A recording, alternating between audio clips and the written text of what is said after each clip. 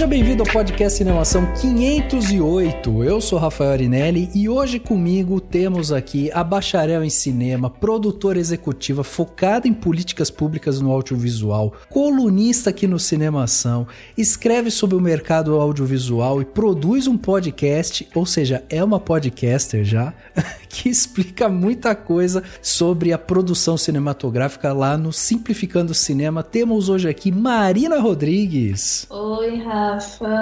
Oi, pessoal do Cinemação. Mais uma vez aqui no podcast para trazer verdades sobre mentiras que contam sobre leis de incentivo. Só vem para episódio bomba, né, Amar? Exatamente. A gente tem que fazer aqui crítica de alguma coisa, de ursinhos carinhosos, pra gente só destilar amor aqui.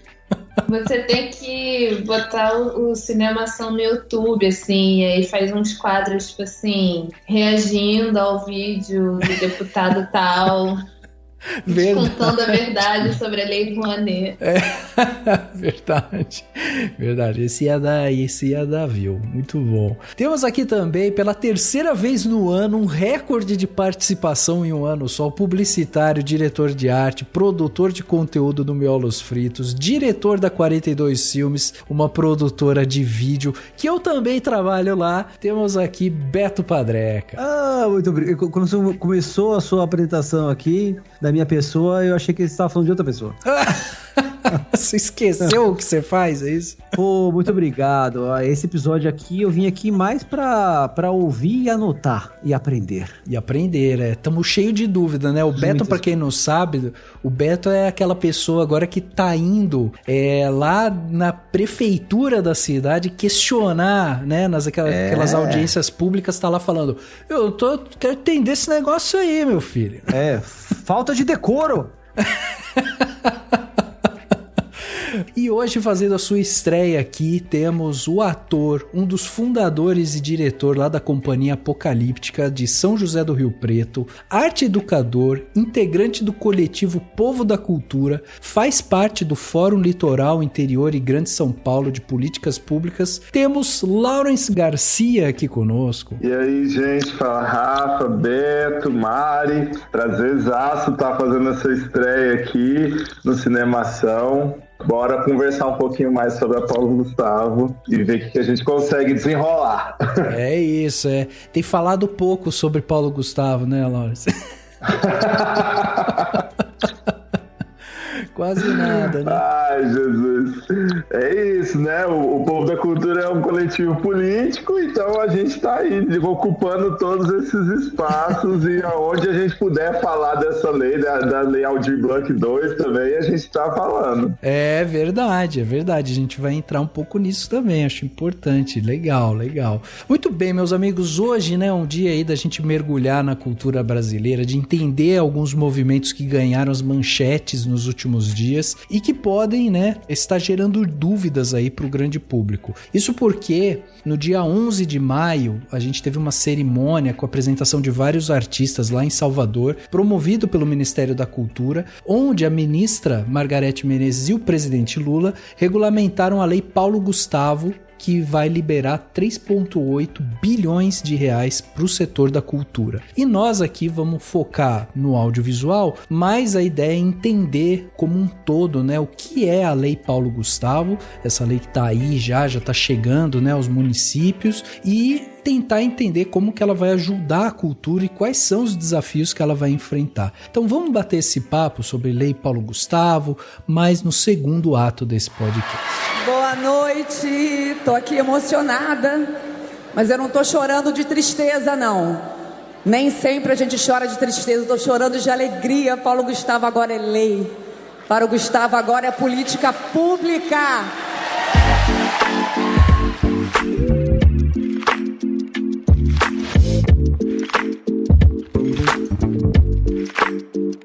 Uma acredito que a gente esteja fazendo um programa histórico aqui hoje, hein? Porque é a primeira vez na história do Cinemação, nos mais de 500 episódios que a gente fez aqui, que a gente tá pegando uma lei novinha que vai impactar diretamente o setor cultural e a gente vai, né, óbvio, vai falar aqui pensando no audiovisual, mas a gente vai justamente entender como que essa lei funciona, por que ela existiu e tudo mais, e para tentar explicar, né, algumas coisas para que ela não seja distorcida. E aí eu já queria começar desse ponto com vocês, assim, porque uma das coisas que a gente tem percebido é um esforço, essa impressão que dá, né, que há um esforço do Mink em fazer uma comunicação assertiva, né, e aí dá essa sensação de que a Margarete, a sua equipe e tal, eles têm tido cuidado grande, sobretudo no Instagram, para explicar e deixar bem claro o que é a Lei Paulo Gustavo e como ela impacta a cultura. E vocês acham que isso é um pouco fruto do trauma, vamos colocar aqui entre aspas, né? O trauma que foi causado pela Lei Rouanet, que acabou virando um item na lista ali da extrema-direita e tal, que pegou a Lei Rouanet, distorceu ela completamente, e aí até hoje é difícil, né, as pessoas entenderem como essa lei funciona e tudo mais. Aí vocês acham que, assim, o Mink hoje tá tendo esse cuidado de, tipo, tentar deixar claro, tintim por tintim, como a lei funciona, para que isso não venha acontecer com a Lei Paulo Gustavo? Com certeza, né? Porque você já tem o estigma ali do artista que rouba dinheiro público, que divide verba, que tá todo mundo nadando no dinheiro. Eu, inclusive, estou falando com vocês diretamente de Mônaco, tomando um champanhe aqui, de tão rica que eu tô. Do seu iate. Depois de assaltar os cofres públicos na cultura, entendeu?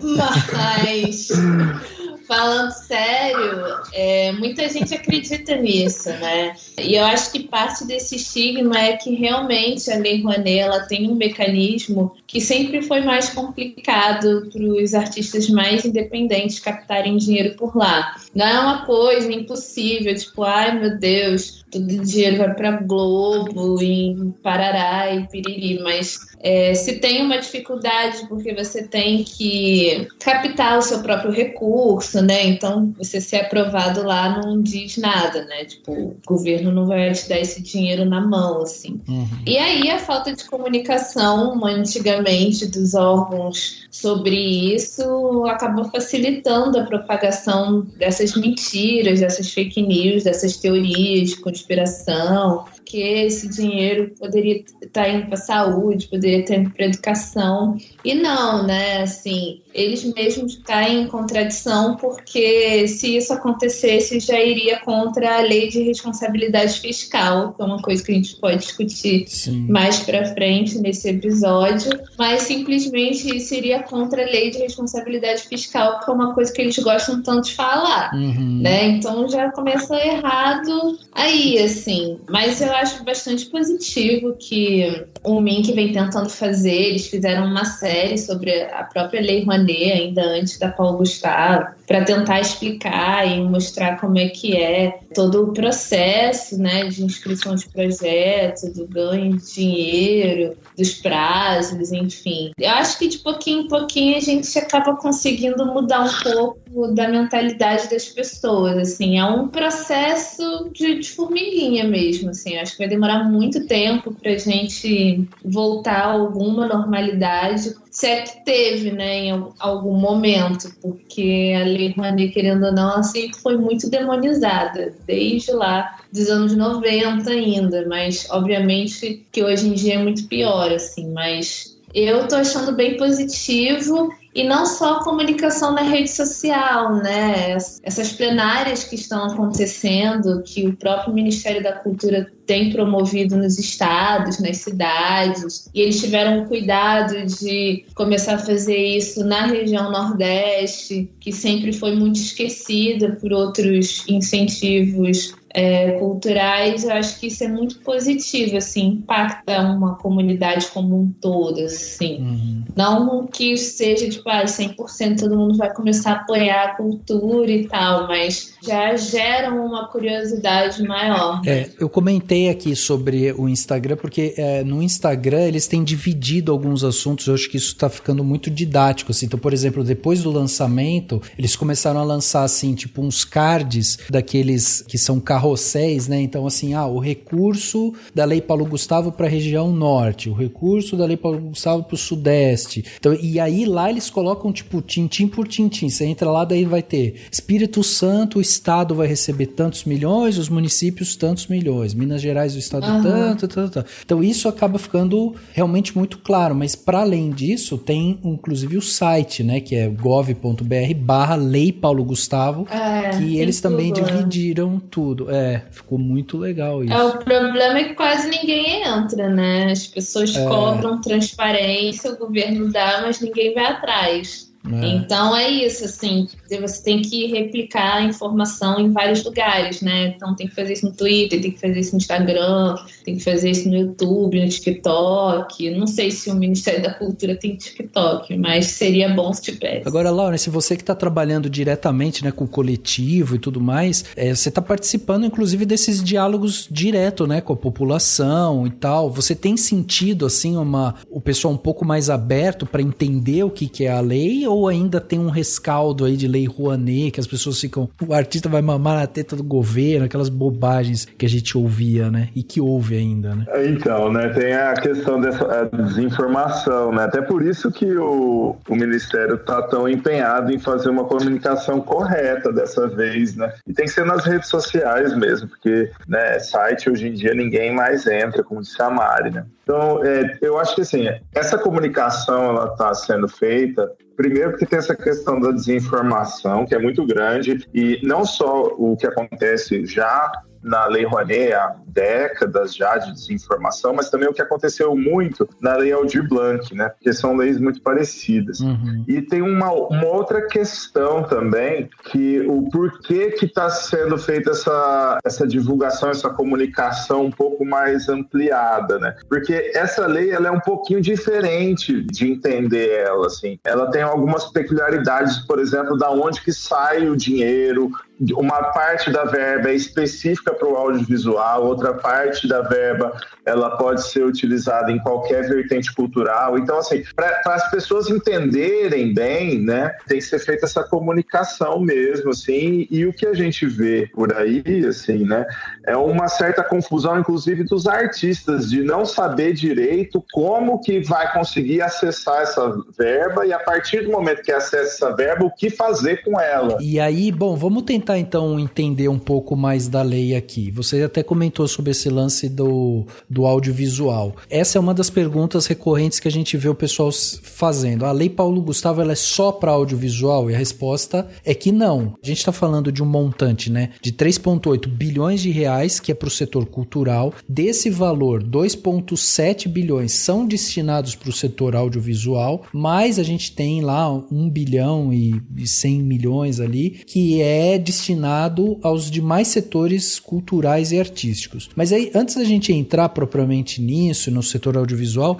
eu queria que você explicasse um pouco da onde que surgiu essa lei, qual que foi a causa, né? Por que ela surgiu, onde que ela impacta exatamente, né, na cultura e tal, um pouco do histórico dessa lei. Então, essa é uma lei de emergência cultural, ela vem na rasteira do que foi a Lei Aldir Blanc. E aí você pode me falar assim, Jesus, mas é uma lei de emergência cultural que está saindo 3 anos depois, é o que acontece, né? Porque, assim, qual que é a diferença dessa para a Lei Aldir Blanc, por exemplo? A Lei Aldir Blanc, ela se utilizou de um mecanismo que se chamava orçamento de guerra. Então, ela pega, porque em determinado momento ali da pandemia, o governo colocou um estado de emergência, e nesse estado de emergência aprovou um orçamento de guerra que tirava teto de gasto, dava, né, margem para gasto, e a Lei Aldir Blanc se aproveitou disso para poder fazer uma lei de emergência cultural.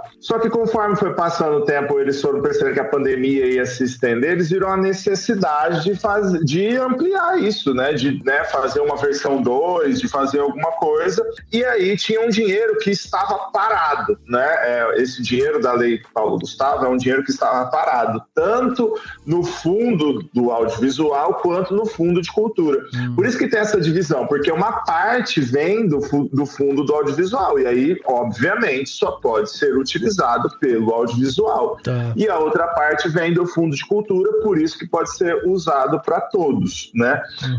E aí, nessa coisa de precisamos, né, fazer uma nova lei ou uma versão 2 da Aldir Blanc e tal, o pessoal pensou nessa forma de utilizar esse dinheiro que já estava parado. Daí teve a questão do falecimento do Paulo Gustavo, e eles resolveram homenagear o Paulo Gustavo na feitura dessa lei, né? Então, assim, ela vem mais ou menos ali, na rasteira da Lei Aldir Blanc, pela necessidade ainda de se estar em uma emergência cultural. E aí o que aconteceu foi que no orçamento de guerra, o governo anterior não teve muito como barrar a regulamentação da lei. Mas neste caso aqui da Paulo Gustavo, eles ficaram enrolando. Entendi. Eles não conseguiram barrar, tentaram, vetaram, o veto foi derrubado, então teve toda uma luta, né, no Congresso Nacional e tal, não sei o quê. Acabou que foi aprovado e eles resolveram enrolar a regulamentação. Enrolaram tanto que passou para o próximo governo.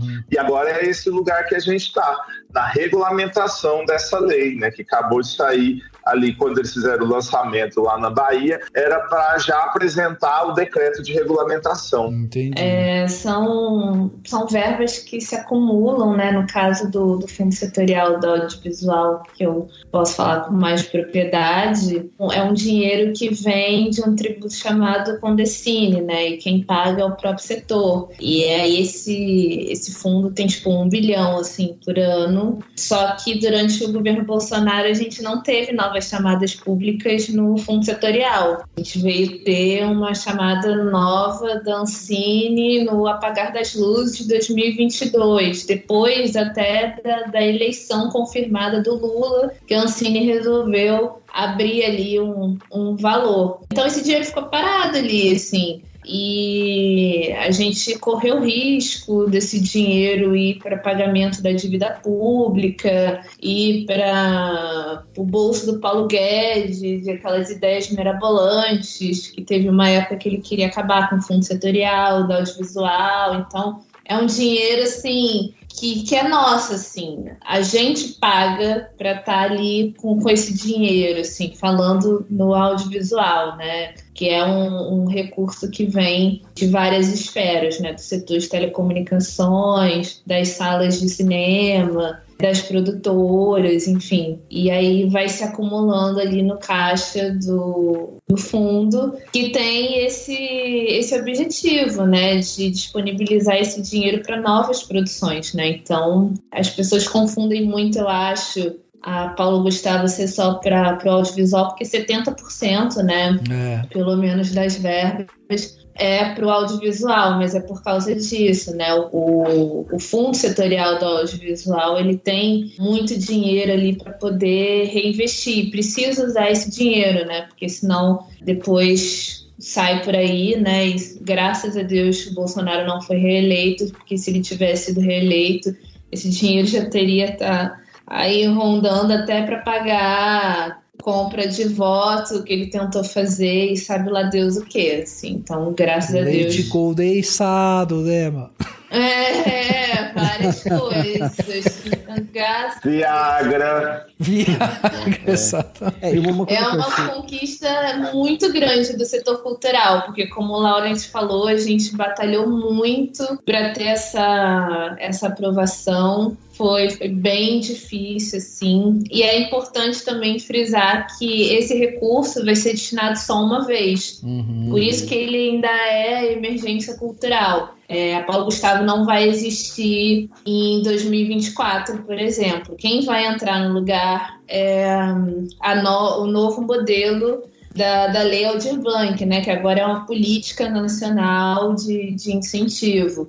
E aí é uma outra parada, que depois a gente vai ter a oportunidade de fazer outro episódio de podcast para falar só sobre Aldir Blanc.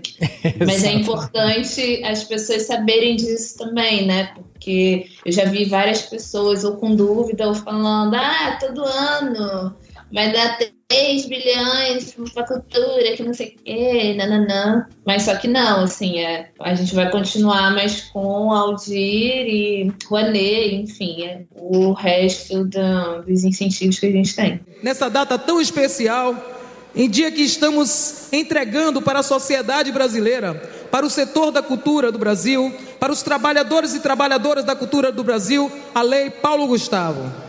A Lei Paulo Gustavo foi fruto do apelo da sociedade civil e da sensibilidade do Congresso Nacional, que ouviram os pedidos de socorro do setor cultural brasileiro, que passou por um dos seus piores momentos, literalmente na fila do osso.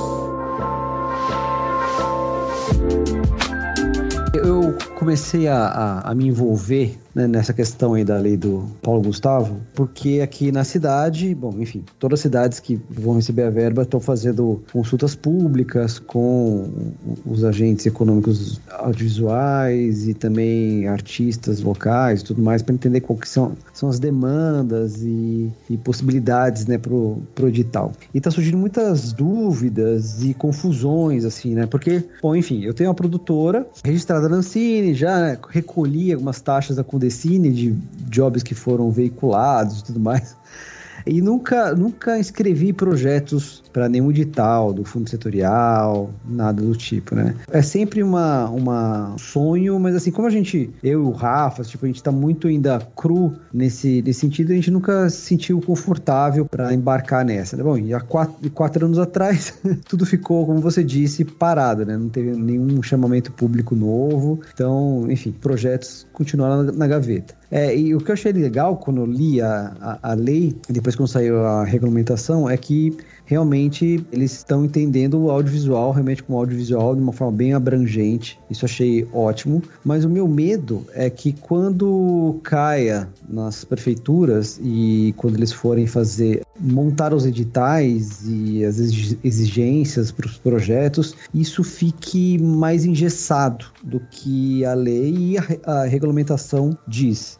Daí eu queria entender qual é o poder, né, das prefeituras em engessar, por exemplo, sei lá, no artigo 2º lá, quando está dizendo do que são, né, tipo, do capítulo 2, dos recursos destinados ao audiovisual, ele cita, tipo, o que seria isso? Desenvolvimento de roteiro, poderia ser um projeto para isso, produção de curta, médias e longas metragens, séries, webséries, telefilmes dos gêneros, ficção, documentário, animação, produção de games, videoclipes, etapas de finalização. Então, tipo, projetos que já tenham iniciado, mas ainda ficaram parados porque não tem verba para finalizar, ou fazer uma pós-produção, colorização, poderia usar essa verba para completar o projeto. E também tem, o último, outros formatos de produção audiovisual. Então, é muito abrangente. Isso é excelente para todos os produtores de conteúdo, enfim, produtores audiovisuais. Mas assim, qual o poder da prefeitura quando for criar um edital, criar editais apenas, por exemplo, para curtas, médias e longas metragens? Eles têm esse poder?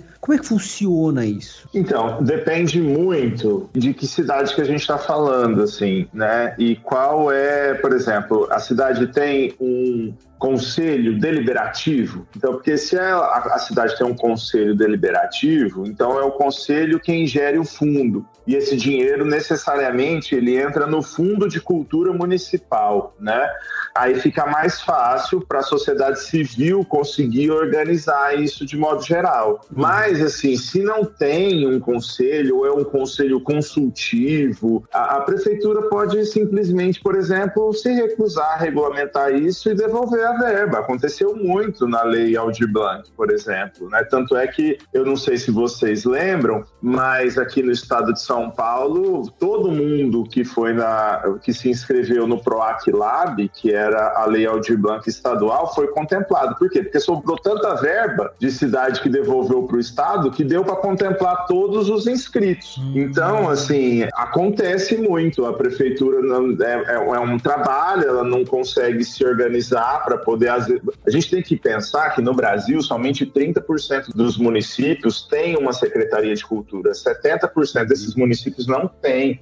Então, assim, quem dirá conselho, é muito menos quando o conselho ainda é deliberativo. Isso, assim, é quase que achar uma agulha no palheiro. Então, as prefeituras têm, sim, muito poder para poder regulamentar isso da maneira que eles acharem melhor, mas aí vai do interesse da sociedade civil também. O que eu percebo em prefeituras de cidades pequenas, por exemplo, é que a galera entende tão pouco e às vezes não faz assim de maldade, faz por falta de conhecimento mesmo. Então, se tem alguém ali da sociedade civil disposta a acompanhar, a contribuir, a ajudar, fica mais fácil até para eles fazerem essa regulamentação e não devolverem esse dinheiro, sabe? É legal, porque assim, eu vou abrir aqui, tá? Minha produtora está na cidade de Salto, né? Uma cidade pequena, aqui vizinha de Indaiatuba, e a cidade vai receber 1 milhão, 1.006.000, quebradinho, uma coisa assim. E quando eles anunciaram a consulta pública, eu falei assim, eu vou lá para colaborar, porque afinal eu tô na área já faz um certo tempo, então pelo menos de audiovisual eu entendo um pouquinho. Da lei eu não entendo, e eu vou lá para aprender. E foi interessante porque quando começou o debate, eu não pude deixar de falar. Porque, por exemplo, uma das considerações que uma pessoa lá da cultura, da Secretaria da Cultura, cogitou é que no edital poderia exigir toda a ficha técnica da obra. Daí eu tive que falar, peraí, não, mas a ficha técnica a gente só teria com a obra realizada. Então você poderia exigir, talvez no edital, o orçamento detalhado com todos os cargos, mas não a ficha técnica, porque a ficha técnica você vai considerar todos os nomes que participaram da produção, todos os atores e tudo mais. Mas ainda no projeto, eu não tenho essas pessoas. Então vai ter provavelmente uma pessoa que vai ser uma produtora de casting, por exemplo. Então a gente não tem isso daí. Tá, legal. E uma outra questão, por exemplo, que eu tô vendo que várias prefeituras estão discutindo, é que eu até entendo, é legítimo, no sentido de, vamos manter o dinheiro aqui na cidade. Não queremos que pessoas proponentes de outras regiões venham tentar pegar aqui nosso potinho de ouro, né? E daí assim, vamos fechar para 100%. Mas espera aí, como é que você vai restringir? Estamos aqui em Salto, ok, temos profissionais da área, aqui temos uma universidade que forma profissionais de cinema, tem o curso de cinema, é o berço aqui é um berço cultural bem prolífico, assim, de artistas e tudo mais, mas, assim, a gente precisa de locadoras de equipamento, alguns profissionais, de repente, finalização e tudo mais que, a gente não vai encontrar aqui na região. Como é que você vai fazer essa restrição do orçamento para ficar aqui na cidade? Então, não necessariamente você precisa que todo mundo seja daí. A pessoa que vai inscrever o projeto precisa, porque ela precisa comprovar que mora na cidade, etc e tal, assim. Por exemplo, aqui em BH, em Niterói, eles vão seguir um modelo que eles já seguem na lei de incentivo regional. Você tem que comprovar que você mora pelo menos há 2 anos na cidade para você propor, além de você ter que enviar o seu currículo para comprovar que você já tem atuação na área do audiovisual, etc e tal. Mas fora isso, para o resto da equipe, isso não precisa, isso não é uma prioridade, assim. Porque como você que está propondo e vai inscrever mora na cidade, então automaticamente entende-se que aquele dinheiro vai circular na cidade de alguma maneira. O que talvez não possa acontecer é você sair da sua cidade para filmar em outro lugar. Por exemplo, o edital de BH, ele permite essa flexibilidade a partir do momento que você identifique na sua obra audiovisual e promova a cidade de alguma forma, que pode ser você alugar os equipamentos com empresas locais, chamar o seu elenco de pessoas locais e aí, sei lá, vai filmar na cidade vizinha porque o filme passa lá e não tem como. E aí tudo bem, eles abrem esse tipo de exceção. Quem precisa ser da cidade é ou a empresa que vai propor esse projeto na lei ou a pessoa que vai inscrever como pessoa física, assim. Mas toda a equipe do filme não precisa ser da cidade, até porque dependendo do que for o seu projeto, você vai ter que prever uma verba de transporte, de passagem aérea, para as pessoas chegarem até aí e poder fazer, assim. Isso tudo é dinheiro que vai circular na cidade, querendo ou não. Então, o projeto está cumprindo com as determinações certinhas. Isso seria, tipo, o mais correto, imagino também. Eu concordo, de repente, o proponente ser da cidade. É que é complicado. Eu vejo de uma forma um pouco complicada isso, tipo, vou filmar, essas exigências de ter que filmar na cidade. Por exemplo, aqui na cidade mesmo. Berço de Anselmo Duarte, né? Poderia ser um documentário sobre a vida dele, falar da cidade, Mas de repente pode ter captações de depoimentos que aconteçam fora da cidade. Eu posso também fazer um vídeo documentário do Rio Tietê, né? Da poluição do Rio Tietê que passa pela cidade. Então, eu posso também ir para outras cidades por onde o rio passa, mostrar as regiões impactadas, enfim. Estou criando aqui uma situação hipotética. Que é muito difícil. Só que assim, as prefeituras, quando for criar o edital, elas podem colocar esses engessamentos e pode inviabilizar algumas produções ou ideias. Então, Beto, tipo assim, é o que eu ia falar. Tudo vai da regulamentação. Então, às vezes, na regulamentação se coloca que 100% dos envolvidos precisam ser da cidade, da região, uma limitação em locais de captação, mas assim, acho difícil disso acontecer, pelo menos não estou vendo aqui com a galera que eu estou conversando uma discussão nesse sentido, assim. Mas uma outra coisa importante e interessante que a lei Paulo Gustavo permite é a utilização de convênios. Então, vou dar um exemplo, porque existem casos que são muito mais graves do que Salto. Por exemplo, a boa parte dos municípios paulistas, eles têm menos de 20 mil habitantes. Então, assim, é muito pouco. Eu nasci numa cidade que tem 3 mil habitantes. Lá não tem ninguém que faça audiovisual. E aí, assim, começa a complicar, porque você não tem como regulamentar a lei, só uma parte dela. Você tem que regulamentar ela inteira. Não dá para regulamentar, a gente vai usar só a verba que não é do audiovisual, beleza?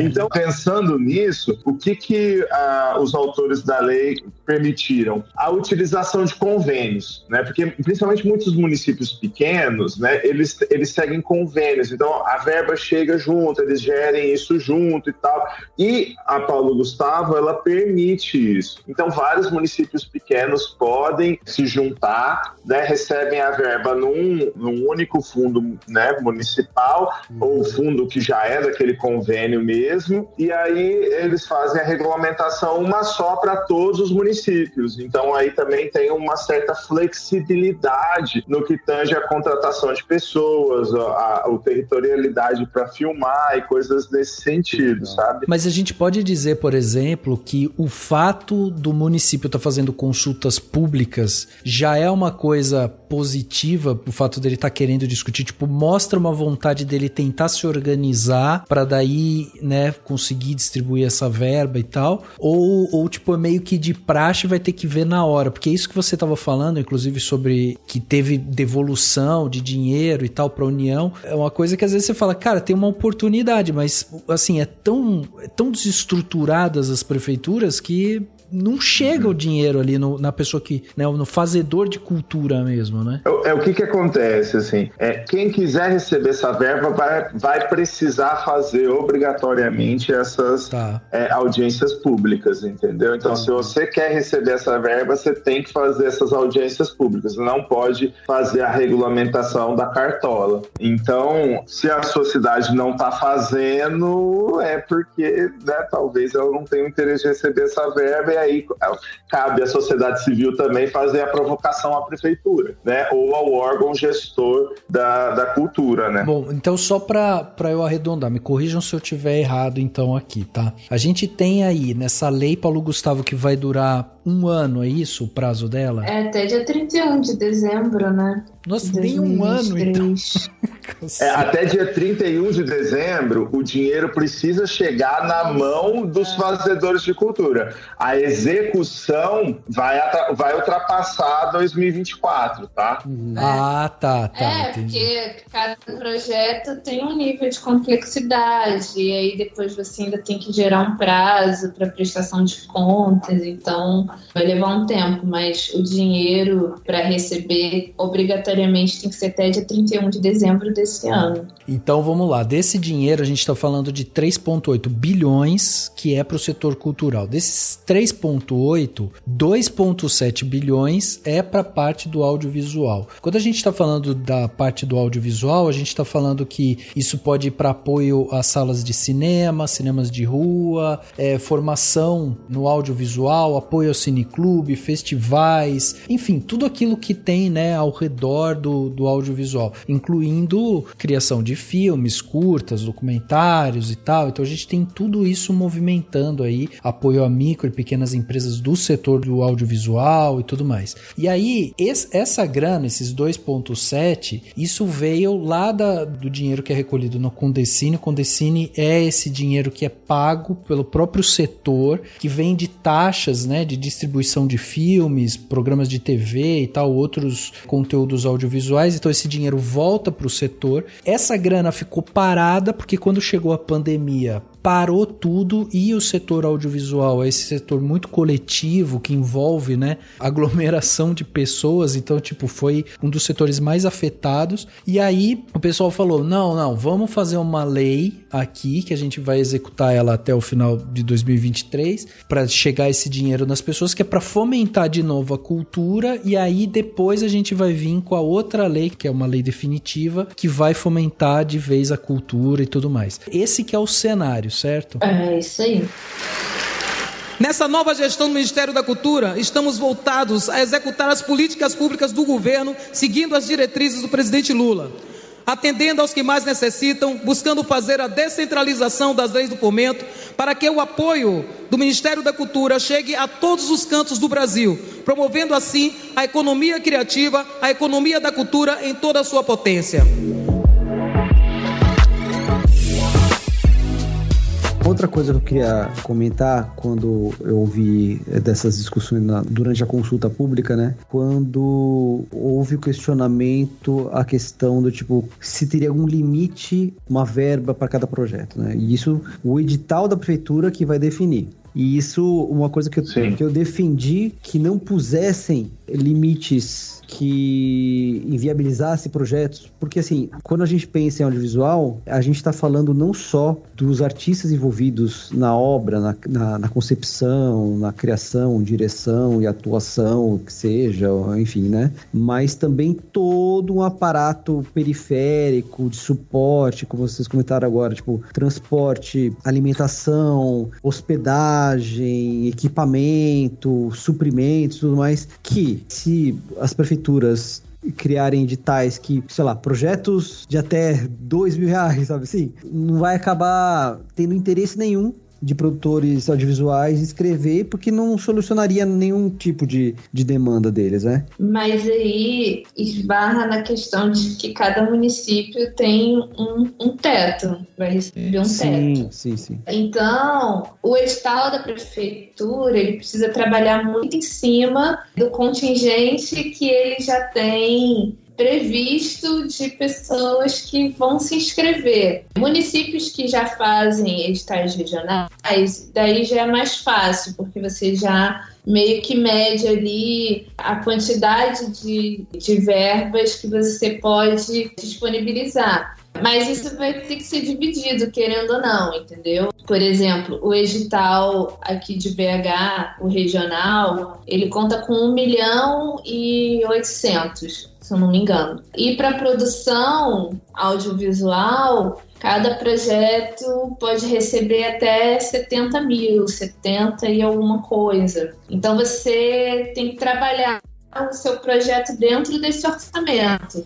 Isso não quer dizer que você não possa usar uma outra lei para complementar recursos. Isso pode acontecer. Então, por exemplo, se você quer fazer um documentário e você ainda está muito no início da ideia e o município vai disponibilizar uma verba para o desenvolvimento de roteiro, você pode pegar esse projeto de documentário, inscrever nessa linha do desenvolvimento, captar essa verba pela Paulo Gustavo, se você for aprovado, e aí você pode entrar com esse projeto em uma outra lei federal e até mesmo alguma lei regional, para você poder aí complementar a verba, para você poder fazer a produção e, quem sabe, a pós-produção também, se a verba for suficiente. Então, a Paulo Gustavo permite isso, você pode unir a verba da Paulo Gustavo com uma outra lei federal. Então, se você é um produtor independente, você não tem empresa, mas aí você ganhou essa verba para desenvolver esse documentário. Você desenvolveu, e aí você pode buscar um parceiro que não necessariamente precise ser da mesma cidade que você, que tem uma empresa já dentro da Ancine, que consegue captar uma verba pelo fundo setorial, ou até mesmo pela lei do audiovisual. E aí vocês inscrevem esse projeto para produção dentro de algum edital que tiver aberto. E aí lá vocês colocam, tipo, da Paulo Gustavo ganhei, sei lá, 1 milhão para desenvolver e agora preciso de outro 1 milhão para poder produzir e editar e montar e colocar no mundo esse projeto, assim, né? Dando um exemplo. Então, infelizmente não tem como, tipo, a prefeitura falar assim, é livre, se inscrevam aí, e aí a gente vai decidir quanto que a gente vai dar, assim. Depende muito de como que vai ser essa divisão. Então, por isso que a participação da sociedade civil, principalmente dos profissionais do setor, é muito importante nesse sentido, né? Porque para adaptar para cada realidade. Isso, exatamente. Então, você vai lá e fala, olha, aqui na cidade a gente precisa de uma verba para, sei lá, além do audiovisual na tela, a gente quer produzir podcast, que é uma mídia que faz sucesso e que a Lei Paulo Gustavo pode dar verba para isso. Sim. Tá lá escrito na lei que o Lula regulamentou que pode. E aí você lutar por isso, assim, tipo, não, a gente quer uma verba podcast também, porque aqui tem uma comunidade de pessoas que já produzem, enfim. Então tem que, tipo, participar justamente para isso, assim, né? Não é tudo que vai estar ali dentro, porque depende muito do orçamento que cada município pode disponibilizar. Legal, Maria. E você falando da verba que poderia ser adicionada, tipo, de outros editais, outras leis, fiquei com dúvida de que se poderia ter essa complementação de verba para finalizar um projeto iniciado, né, com uma lei do Paulo Gustavo, pelo setor privado. E como funciona? Porque, assim, eu tive um breve contato quando eu estava pesquisando a respeito do fundo setorial, do audiovisual, e tinha alguns editais que você escrevia alguns projetos e a verba entrava para você produzir, mas que você dividia, você entrava como a verba exigia como se fosse uma coprodução, né? Tipo, você cedia parte dos direitos, então qualquer dividendo que essa obra venha a receber, você devolvia isso, né? Para essa lei, tem esse tipo de retorno ou não? Não, a Paulo Gustavo não prevê esse reembolso. O que acontece é o seguinte, o Fundo Setorial do Audiovisual, ele trabalha numa dinâmica como se fosse um empréstimo. Sim. Então você vai lá, pede o dinheiro e aí eles te dão e aí você precisa devolver isso, porque é o mecanismo do fundo. Ele é chamado de um fundo retroalimentar porque, além da questão da Condecine, que o setor paga para alimentar esse fundo, o Fundo Setorial do Audiovisual ele também entra como um patrocinador no projeto. Então você tem que prever um retorno para ele, porque é como se você fizesse a produção junto com ele.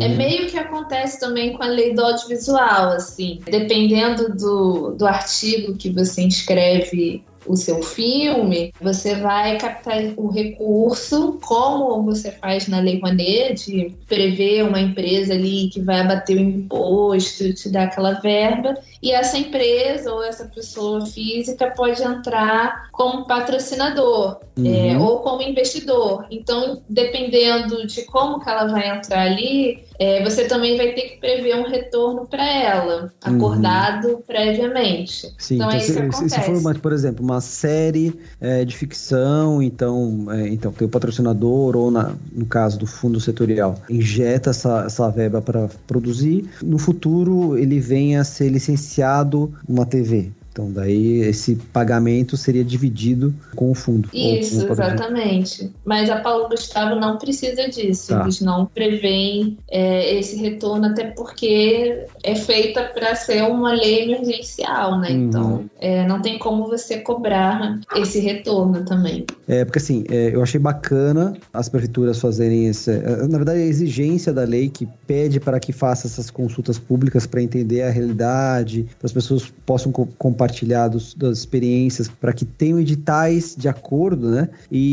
Mas acho que mais importante que isso é que se crie contrapartidas também adequadas, né, para cada realidade, porque acho que o mais importante do que limitar projetos que possam ser inscritos, criar contrapartidas que movimente, sei lá, a sociedade periférica e ter toda a adaptação do filme ou a obra com audiodescrição, enfim, linguagem de sinais e tudo mais, braille. Eu acho que as contrapartidas deveria ter o maior destaque do que realmente esse engessamento dos editais. Ah, sim, mas isso pode acontecer, né? Na lei mesmo, se você for ler ela, ali tem as contrapartidas, e tem uma muito interessante para o audiovisual, que é a destinação de pelo menos 10% de cota de tela para filme brasileiro, para as salas de cinema que usarem as verbas da Paulo Gustavo. Interessante. E isso eu acho que não pode mudar, assim. Eu acho que o município que for prever verba para a manutenção das salas de cinema, obrigatoriamente essas salas vão ter que destinar pelo menos 10% ali do ano para exibir filme nacional.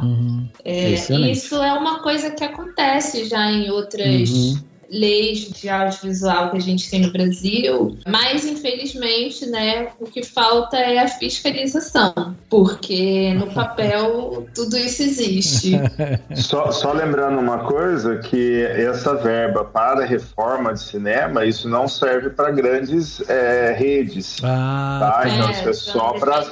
essa verba não é para grandes redes, é verba para cinema de rua, cinema de resistência ali, é considerado sala de cinema também cinema itinerante, então é para coisas nesse sentido que a lei, né, prevê essa verba. Outra coisa importante que a Mari está falando sobre a complementação dos projetos, né? Então eu posso fazer uma parte, o roteiro pela Paulo Gustavo ou pelo PROAC, de repente, e a finalização eu faço pela Lei Rouanet. É totalmente possível, desde que esteja claro dentro de cada edital, né, e cada proposta, o que eu vou fazer com aquela verba e da onde vai vir a complementação e tal, né? Só que uma outra coisa importante que a lei permite também, que é o seguinte, vamos lá, a gente deu o exemplo de Salto, que vai receber lá cerca de R$1 milhão, né? Vamos supor que o Salto lança editais, a gente do Povo da Cultura nem acha que editais sejam boas opções, mas é o que tem aí, né?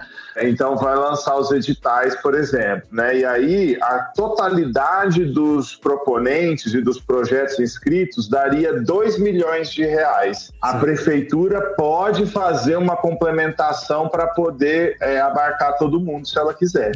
Então, ela não é obrigada. Seria um pedido para que receba mais? Não, do caixa da prefeitura. Do caixa próprio da prefeitura. A prefeitura pode colocar uma verba para poder contemplar todo mundo, se ela assim quiser, entendeu? Acho que não vai querer, não. Acho que não vai querer, não.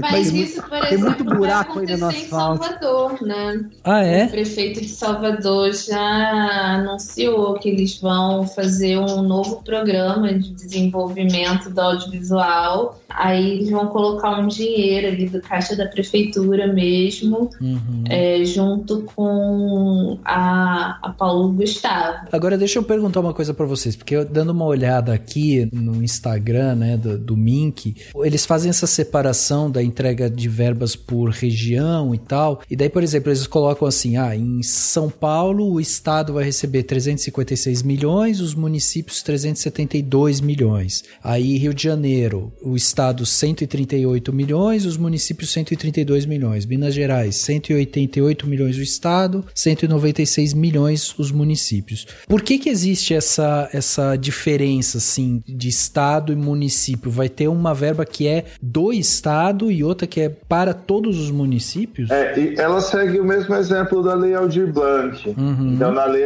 Aldir Blanc também aconteceu isso. Então, também tivemos aqui a Lei Aldir Blanc municipal, né, e o PROAC Lab, que foi a Lei Aldir Blanc estadual. Então, ela segue. Esses valores, eles são divididos de acordo com a quantidade de pessoas. Tá. Então, aquele estado recebe mais dinheiro porque tem mais gente morando nele, entendeu? Tá. Então, é assim que eles fazem a divisão. Mas aí pegando o que vocês falaram antes sobre a complementação, né, de verba com outras leis. Por exemplo, eu poderia entrar no edital do município e fazer um projeto ali e complementar com a mesma lei Paulo Gustavo, só que daí estado? Se não tiver nada em nenhuma das regulamentações que proíba, pode. Tá, mas aí quem vai definir isso são os editais que tanto o estado quanto o município vão lançar. Na verdade, é uma regulamentação, ela é feita por decreto, né? Tá. Então, é como se fosse uma lei complementar, uma lei específica da cidade e uma lei específica do estado que regulamentam a Paulo Gustavo naquele território, entendeu? Entendi. Então, pode acontecer isso. Por exemplo, eu vou fazer esse filme e daí eu vou pegar um pedaço da verba aí que vai vir de Salto pela lei Paulo Gustavo e depois eu posso ainda complementar minha obra com a lei Paulo Gustavo São Paulo, por exemplo. Pode acontecer isso? Pode acontecer. Eu só não falo pra galera tentar, tipo assim, tomar isso como certo, né? Porque assim, a gente nunca sabe se vai conseguir passar no estado ou no município. E aí é complicado porque o que você coloca, de repente, para fazer o roteiro no município e as gravações no estadual. Aí você passa no estadual, não passou no município, você vai fazer gravação com qual roteiro? Então é um negócio que precisa tomar cuidado. Entendi. Tem que escrever juntos, né? Gente, vamos ter que combinar, que esse negócio é muito complicado. É por isso que tem Lawrence e Marina pra explicar pra gente. Eu conversei uma época com o cara de uma produtora, Movioca, e assim, as grandes produtoras têm um departamento que só cuida disso, né? Que ficam atrás dos editais, estudando os editais, tem todo o departamento jurídico pra assessorar. E assim, quando a gente tá falando de pequenos produtores audiovisuais, até proponentes possam ser, né, pessoas físicas, artistas que possam querer produzir uma obra nesse sentido, gente, a gente pena muito. Pena muito, pois é. Não, e ainda tem que tomar um cuidado. Você falou de pessoa física, a galera precisa tomar cuidado para a regulamentação não querer tomar imposto de renda, tá? Porque isso é dinheiro emergencial e na Aldir Blanc, por exemplo, teve muito município, inclusive o município de São Paulo, que queria cobrar imposto de renda de proponente pessoa física. Tem que ficar muito esperto com isso. É hora de assinar o decreto. Neste momento, o presidente Lula e a ministra Margarete Menezes assinam o decreto que regulamenta a Lei 195 de 8 de julho de 2022, que tem por objetivo o incentivo financeiro aos artistas, produtores e fazedores de cultura do Brasil de forma democrática e transparente. Agora deixa eu perguntar uma outra coisa, porque a gente tá falando aqui, vai sair, o edital vai ser lançado e tal, então até o final desse ano essa verba tem que estar circulando, né, com os projetos e tal. Na verdade a gente vai começar a ver o resultado da Paulo Gustavo mesmo, principalmente em termos de obra cinematográfica, provavelmente no ano que vem mesmo, né, que a gente vai ver isso girando. Mas, assim, com o edital lançado, e aí eu queria até que você explicasse um pouco, Lawrence, porque você falou que vocês não acham que o edital seja uma boa opção. Por que isso? Essa questão dos editais, o que acontece? É uma política pública muito perversa, porque quando você pega o maior exemplo de editais culturais que a gente tem hoje no Brasil, são os editais do PROAC, são 100 milhões de reais. O que acontece? O PROAC atende cerca de 4,5% dos projetos inscritos. Então a gente tem aí mais de 95% dos projetos, dos proponentes, não são contemplados dentro do PROAC. Então, assim, a política pública que visa os editais é uma política muito perversa e neoliberal. O que eles colocam na cabeça da gente? Que só os melhores vão passar. É uma meritocracia fakeada, falsa, porque numa realidade onde você tem 95% das pessoas de fora, como que você garante isso? Não tem como garantir. Vira quase como uma loteria. Joga pra cima que o que pegar é bom. Sim. Porque a grande maioria dos projetos fica de fora, né? E aí eles fazem isso colocando na nossa cabeça que é o normal, que é o que é, né? Então, assim, para você acessar uma verba pública de fomento direto, porque Lei Rouanet e PROAC ICMS é fomento indireto. Para você acessar uma verba pública de fomento direto, você tem que passar por editais. E aí você começa a criar uma cadeia de trabalho e de pessoas que jogam e brincam e monetizam a esperança dos artistas. Com pessoas que vão ali ser especializadas em escrita de projeto, que vão vender essa especialidade, né? Então, eu escrevo um projeto para você por R$3.000. Eu sei que vai passar ou não interessa, porque eu estou escrevendo um projeto para você aqui e tal. Você não sabe escrever, então você paga para mim para eu escrever. É absurdo, entende? Assim, porque a quase certeza é que a pessoa não vai passar. Então, assim, começa a ficar muito complexo a questão quando se trata de editais. E eles colocam isso numa lógica de que, tipo, o cobertor é muito pequeno, não conseguimos contemplar todo mundo, então fazemos um modelo de editais. Mas a gente sabe muito bem que é uma escolha política ter um cobertor pequeno que abrange a minoria dos projetos contemplados, né? Então, assim, por isso que a gente é contra essa política pública de editais. Mas é uma política que está aí, que existe, né? Quais seriam alternativas, por exemplo, a essa política pública de editais? A premiação. A Lei Paulo Gustavo, por exemplo, ela permite a premiação, né? A compra de ativos também. Ela permite, igual permitia a Lei Aldir Blanc. Então, assim, são coisas que a gente consegue fazer para fugir dos editais. Assim, seria uma cidade, por exemplo, poderia fazer um mapeamento cultural, entender quais são as demandas daquele território e contemplar todas as pessoas que de fato trabalham com isso, entendeu? Por exemplo. Quem que determina se vai ser edital, compra de ativos, premiação? Nesse caso da Paulo Gustavo é a prefeitura.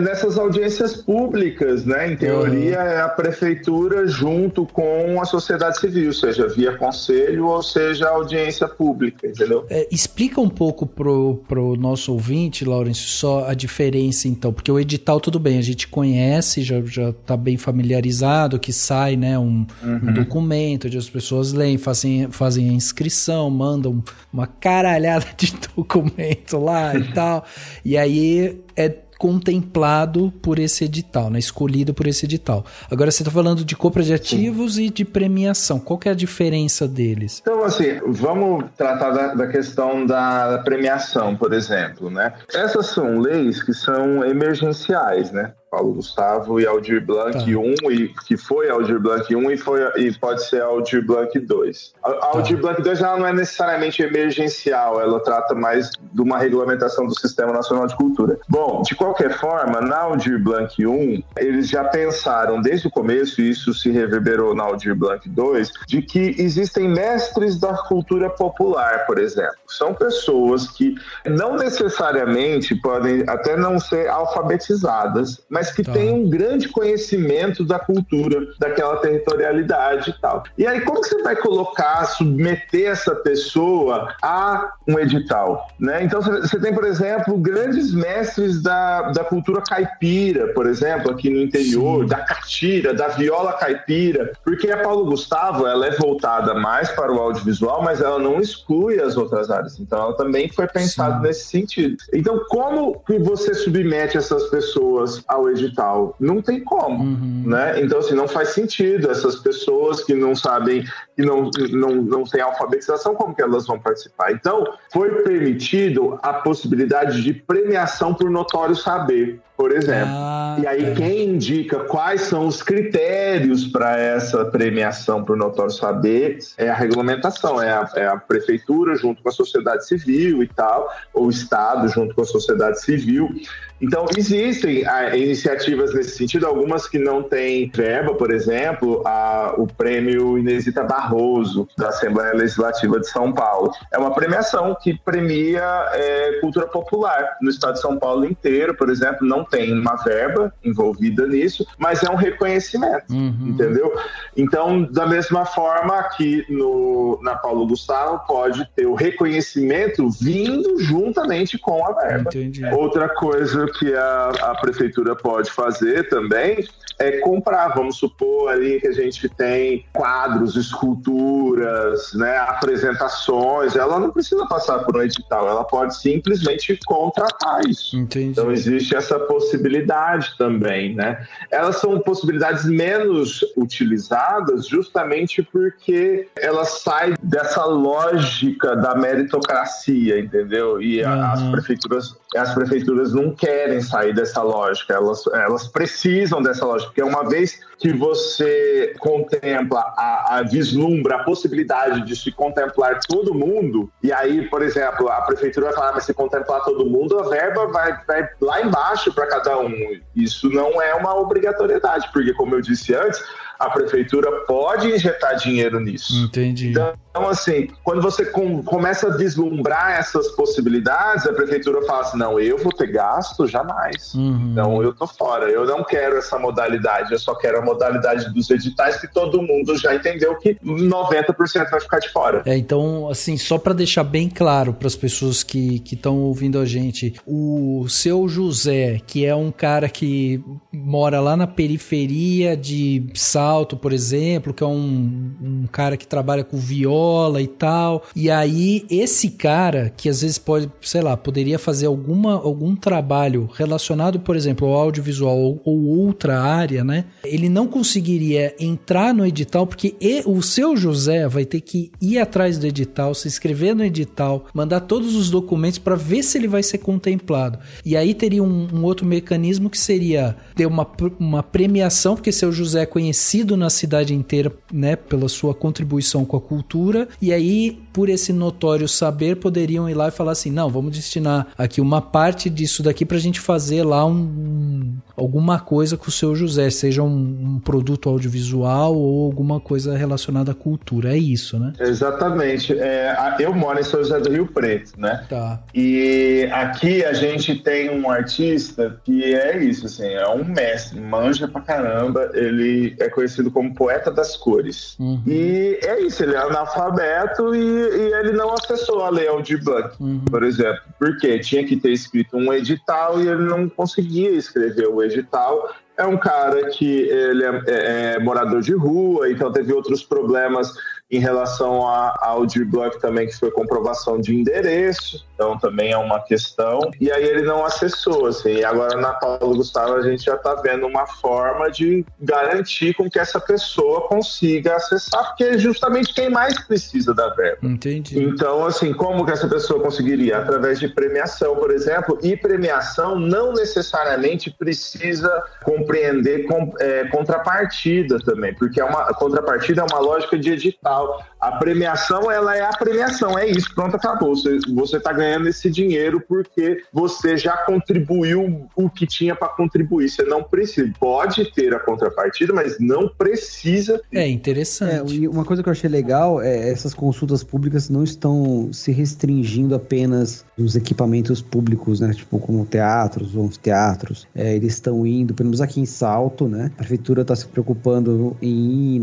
em regiões periféricas dos bairros para falar para captar o máximo da opinião possível, assim. E uma coisa que eu comentei quando eu fui nessas duas consultas públicas é que, assim, é uma oportunidade das pessoas que trabalham no audiovisual ficarem em contato mais, né, com a sociedade, com os artistas, com os artesãos, para que possam envolvê-los, assim, e assim, que todos se conversem, porque pode ter, como eu falei, tipo, um proponente que é uma pessoa física, mas que não tem estrutura para fazer uma inscrição no edital, mas que poderia envolver uma empresa, né, do setor audiovisual, ou estudantes de cinema, ou profissionais que, tipo, artistas que já estão um pouco mais na área, para conseguir desenrolar isso juntos e criar projetos que podem ser incríveis.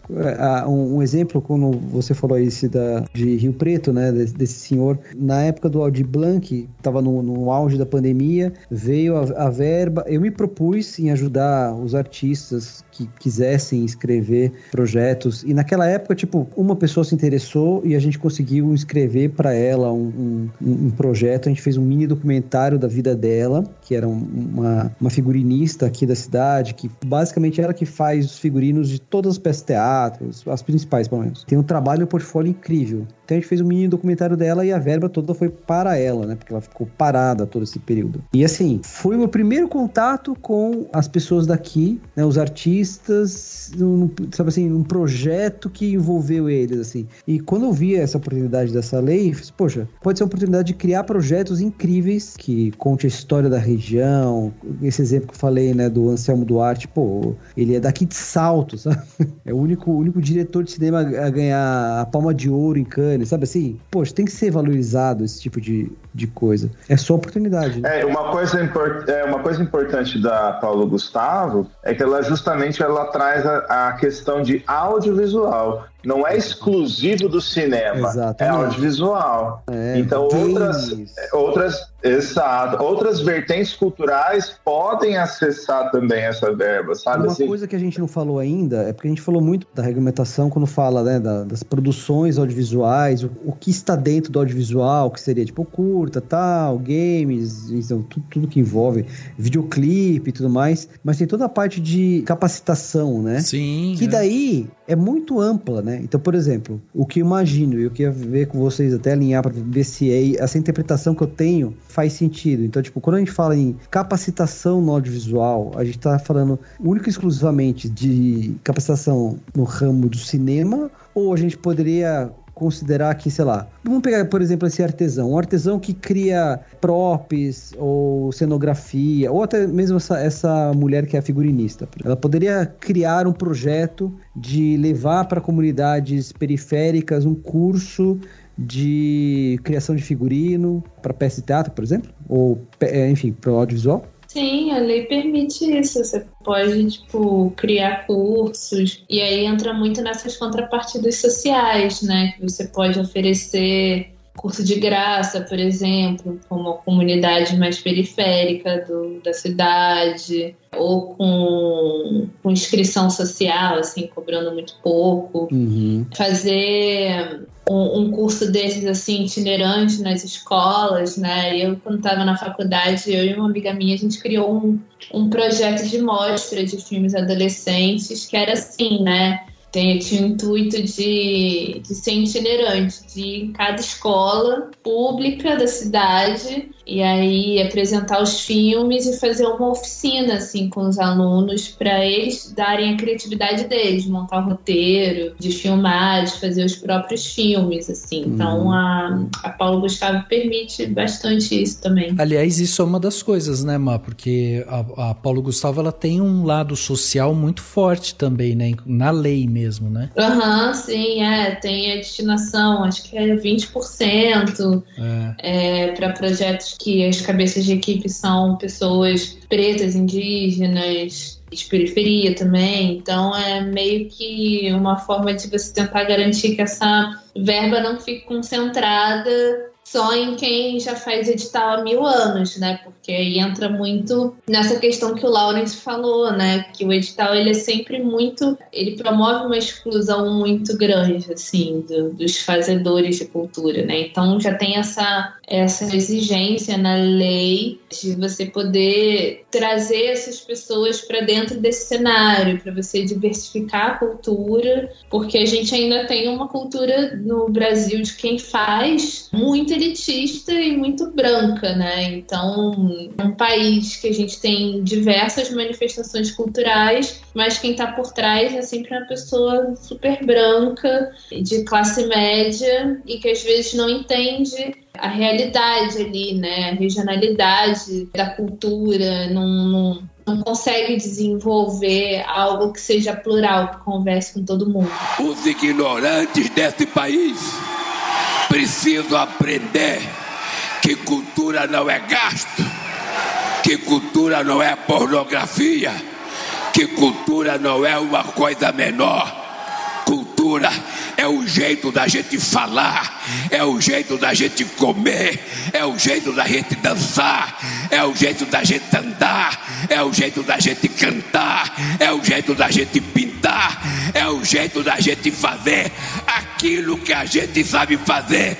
E cultura significa emprego, cultura significa milhões de oportunidades para a gente que precisa comer. Portanto, os ignorantes, fiquem sabendo, a cultura voltou.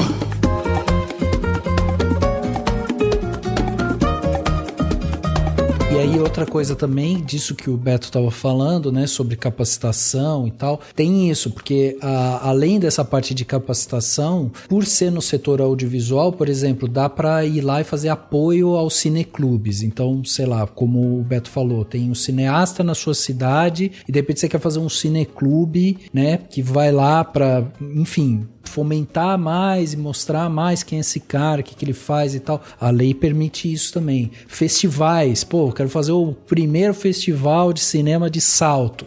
Dá pra fazer também. Então, assim, tem muitas coisas ali que ele abarca. Inclusive o MIN, que agora tá anunciando, né, que vai promover aí oficinas técnicas em todo o país para divulgar a Lei Paulo Gustavo, e o objetivo é justamente capacitar esses gestores culturais, incentivar a adesão à lei, fornecer também suporte, né, para facilitar os recursos em meio da plataforma do Transfere.gov. Vão fazer oficinas abordando a criação dos sistemas estaduais, de sistemas municipais também. Então, assim, tem toda uma movimentação para que isso seja cada vez mais difundido. Inclusive lá no site vocês podem ver que já tem uma agenda, vai começar no Piauí, depois vai para o Amapá, Rio Grande do Norte, Paraíba, São Paulo, Pará, enfim. Eles vão começar a rodar com isso para tentar justamente ajudar a promover mais e mais a Lei Paulo Gustavo. Lawrence, Marina, vocês que trabalham com isso, que têm visto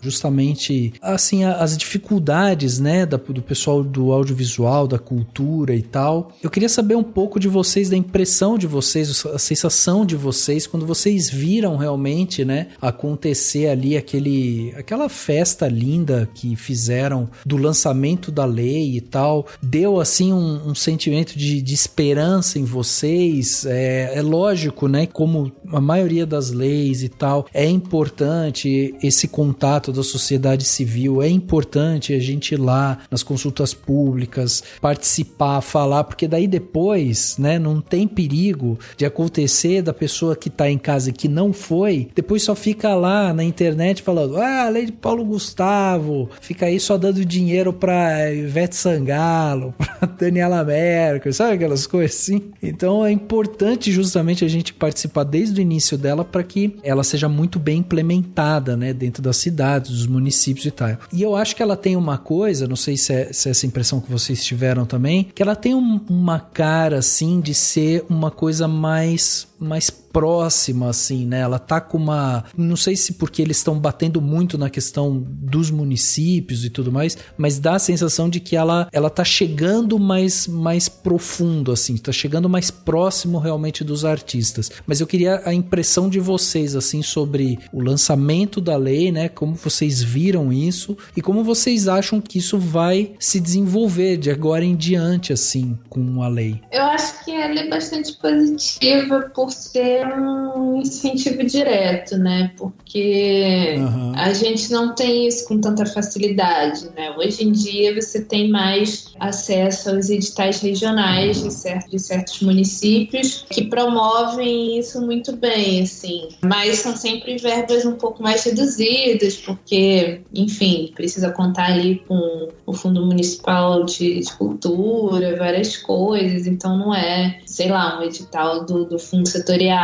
né, que dá, sei lá, 600 milhões, e aí você inscreve lá e ganha um dinheiro legal, se for aprovado. E isso falta muito, assim, não digo nem tanto no audiovisual em si, mas para os outros setores culturais, porque você lidar com a Rouanet é sempre muito complicado, assim, porque você precisa correr atrás do dinheiro, você precisa fazer várias apresentações para a empresa, para pessoas físicas, para tentar ali captar aquela verba, assim. Então é um processo muito custoso, assim, para quem é muito independente, quem não tem o auxílio assim, de um grande CNPJ por trás para conseguir captar isso de uma forma mais tranquila. Assim. Então, para mim é muito positivo que a gente tenha Paulo Gustavo e Aldir Blanc com essa característica de incentivo direto e que seja federalizado, né? Porque a gente realmente precisa disso, assim. Eu acho que quando a gente fala em cultura, a gente precisa pensar muito para além do eixo Rio-São Paulo, assim. A única coisa, assim, que eu tenho um pouco de crítica a fazer é que eu acho que tem uma concentração muito grande de verba nessas duas capitais, tanto na cidade do Rio quanto na cidade de São Paulo capital, assim.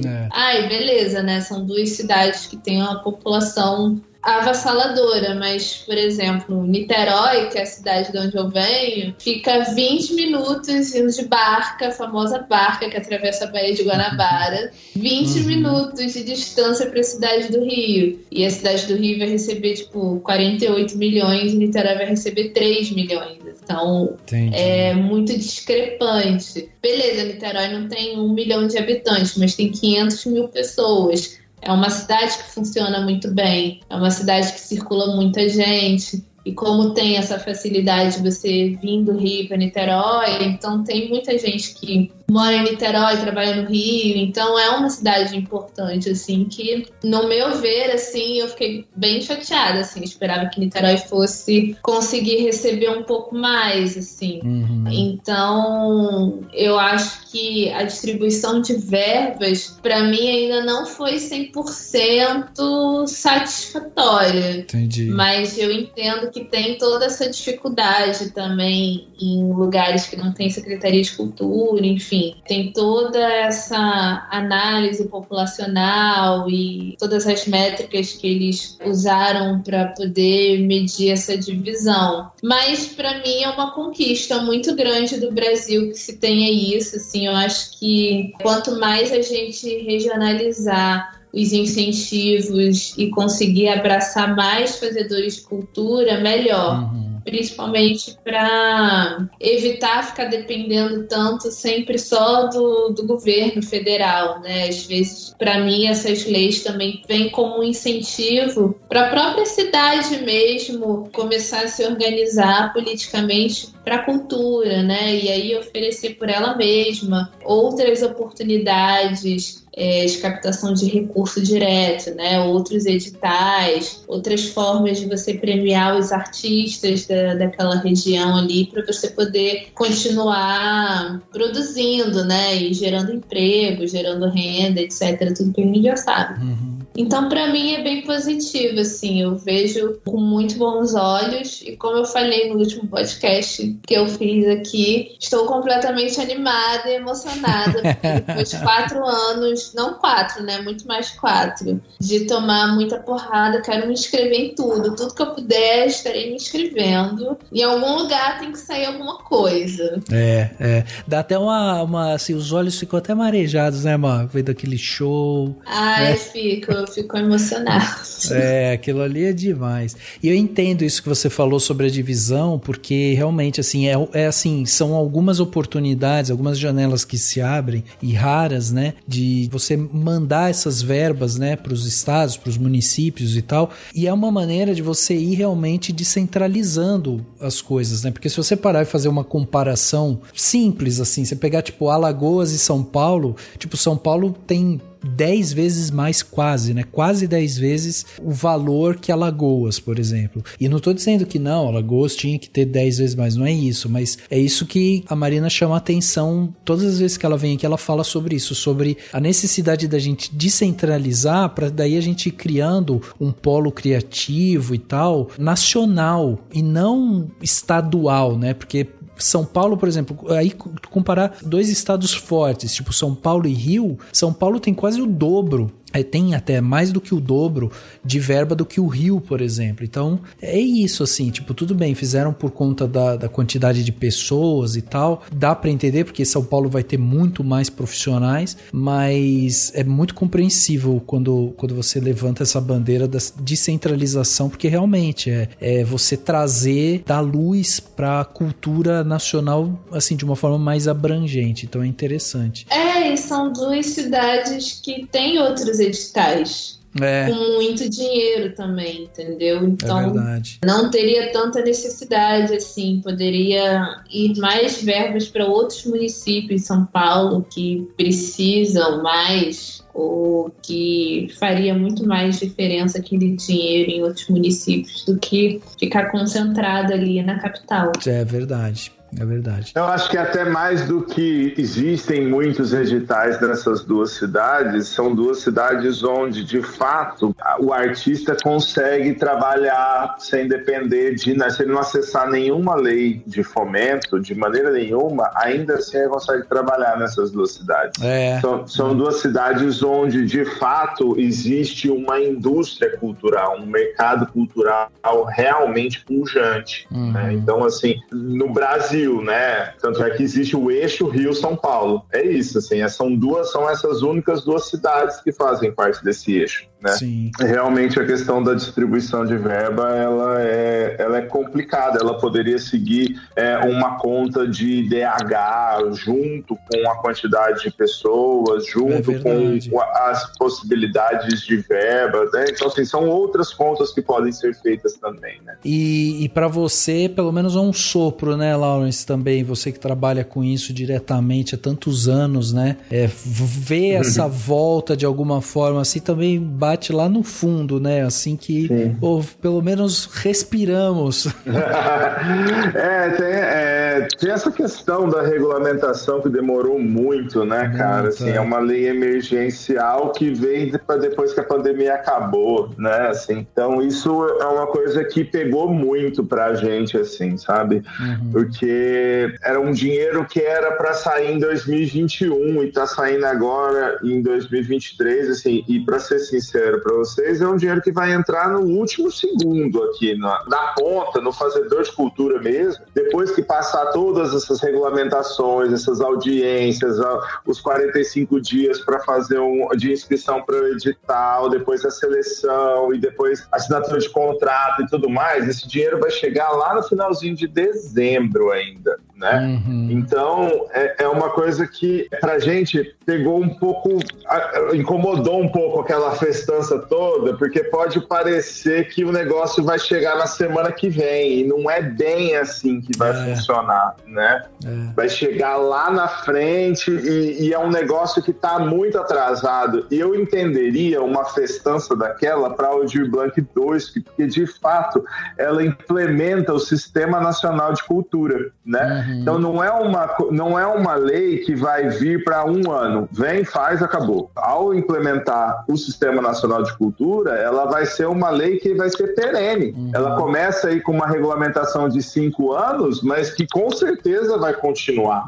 Então, assim, a gente está sentindo falta de se falar um pouco mais sobre a Aldir Blanc 2, sabe? Inclusive hoje, se eu não me engano, até num tweet da INTE que eu vi, que fizeram, foi aprovada na Câmara dos Deputados a lei do Sistema Nacional de Cultura e tal, agora vai para o Senado e tal. Então, assim, são coisas que são mais palpáveis, mais reais, não são uma coisa que vai, né, muito rápido, assim, que nem vai ser a Paulo Gustavo acabar. A Aldir Blanc 2, ela vai mais pra frente, sabe? Ela pensa mais no futuro. A Paulo Gustavo, como o próprio nome diz, ela é emergencial, né? Então, ela é pra ontem. Na verdade, 2 anos atrás. Exatamente. Então, mas, de qualquer forma, é muito bom ver o Mink voltando, né? De qualquer forma, é muito bom ver as pessoas tendo o mínimo de esperança de novo, porque realmente a gente passou 4 anos desesperançados, né? Então, assim, ter esperança de novo, de que tá demorando um pouco mais do que a gente imaginou essa retomada, mas mesmo assim ela ainda vai acontecer, é sempre muito, muito positivo, né? Exatamente, muito positivo. Primeiro ano do governo também, né? Então tem que pensar que tem um tempo considerável também pra gente fazer muito mais coisas, assim, também, assim, porque eu acho que tudo ficou muito meio bagunçado, porque a gente não tem presidente desde 2016, gente. É um tempo considerável. Governo federal, assim, então deu pra fazer muita coisa errada nesse meio tempo, muita besteira, e é compreensível até que tenha se demorado um pouco mais, assim, até porque a cultura está sempre ali dentro das casas legislativas, sendo cabo de guerra, né? Se está perto de eleição, todo mundo se importa. Se está longe, todo mundo quer opinar e quer colocar em posições, quer colocar não sei o que lá, e aí, enfim, a discussão vai se alongando muito. Mas tem que pensar que é o primeiro ano do governo, assim, e vai ter bastante tempo aí pra gente poder tentar conquistar mais coisas com mais solidez, né? Que vire, pelo menos, uma política de Estado e não só de governo.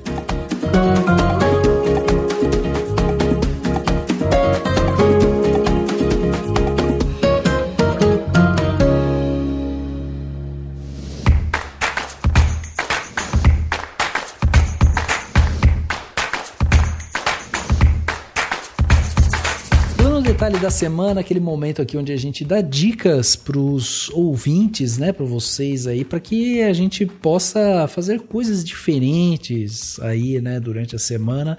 E Má, queria começar com você, afinal de contas, né, sempre com dicas importantes. O que você trouxe de bom pra gente essa semana, Má? A minha vai ser bem light, assim. Ótimo. Mais pra rir, assimilar.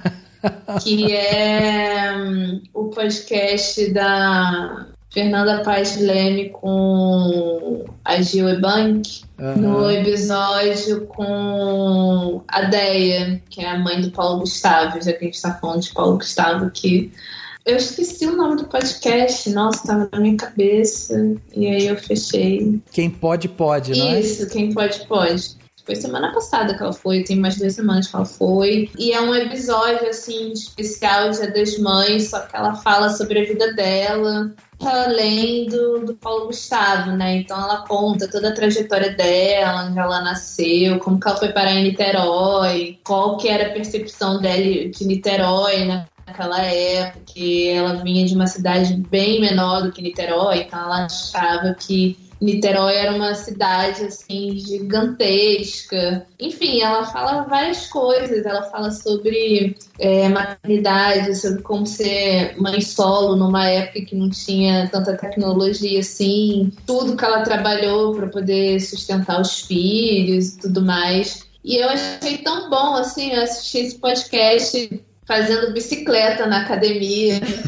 Eu fiquei 1 hora na bicicleta, porque eu não conseguia parar de ver. Assim, ela é muito divertida e você vê que ela é uma pessoa, assim, muito verdadeira com tudo que ela fala. Uhum. E ela dá vários conselhos para várias coisas, principalmente faz um discurso muito importante, assim, para mães que estão no dilema de aceitar a sexualidade dos filhos. Ela faz um discurso bem, bem interessante sobre isso, assim, na perspectiva dela, quanto mãe e tal. É um podcast, assim, muito leve, assim, eu dei muita risada, para mim foi ótimo. Eu gosto muito dela. E acho que vale a pena todo mundo assistir, assim, tirar um tempo, 1, 2 horas do dia pra poder ver. Pô, demais, adorei sua dica aqui, Má, demais, já até adicionei, deixei aqui baixando ele.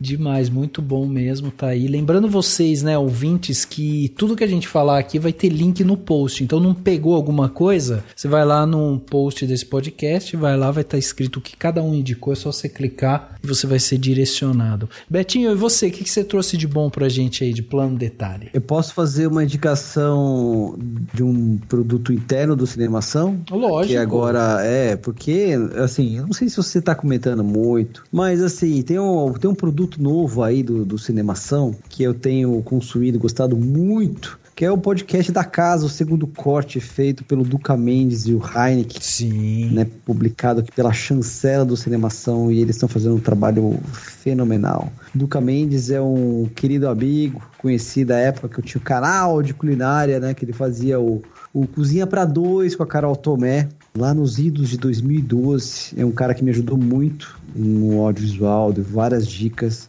Foi, tipo, uma pessoa muito importante, assim, na minha jornada de, tipo, enfim, me jogar no audiovisual, assim. Então, tipo, o cara super humilde, super gente boa, e que agora tá compartilhando do seu conhecimento nesse podcast, que é uma obra de arte. Então, vocês precisam assistir, ouvir e tudo mais. Os caras são muito técnicos, né? E os dois, tanto o Heineken quanto o Duca, são editores. Então, quando eles vão falar dos filmes, cara, eles falam de vários aspectos que a gente aqui às vezes nem entra neles. Tipo, eles vão falar da qual lente que foi usada e, sabe, a saturação da cor. Quem gosta do audiovisual fica pirando nisso. E assim, uma coisa que eu acho legal, tipo assim, o Duca, eu conheço o Duca pessoalmente, e ele no podcast, ele tá muito contido.